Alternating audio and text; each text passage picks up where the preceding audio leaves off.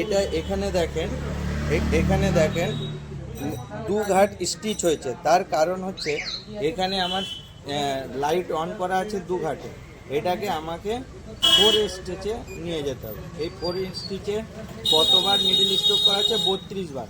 এটাও যদি কমানো বাড়ানো চান, যেমন বেশি ঘন লাগবে না, এইটাই ডাব্লিউ এর স্টিচে করে এইটাকে এইভাবে কমাতে পারেন।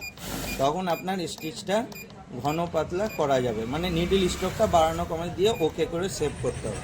এবার এখানে দেখেন রিসেট করতে হবে না। এবার দেখেন আপনার বাটনটা ঠিক আছে, এটা ইকুয়াল স্টিচ। এবার আমি যদি ক্রস করতে চাই তো আমার এই পিছন সাইডে আসতে হবে। এই পিছন সাইডে এসে এই বাটনটাকে ধরে এটাকে মুভ করতে হবে। এইটা যখন আটকাবে তখন মেশিনটা বন্ধ করে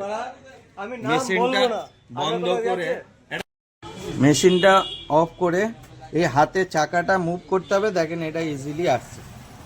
ঠিক আছে, আমার এখন আপনার এটা দরকার 2.5 নম্বর।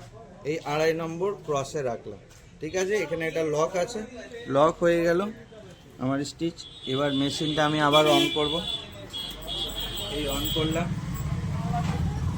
অন করার পর এখানে আমাকে একবার এই নিডলের থ্রেডটা খুলে একবার রিসেট বাটন মেনে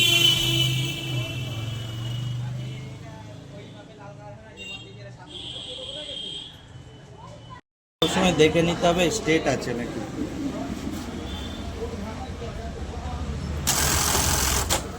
এই আপনার ক্রস হয়ে গেল।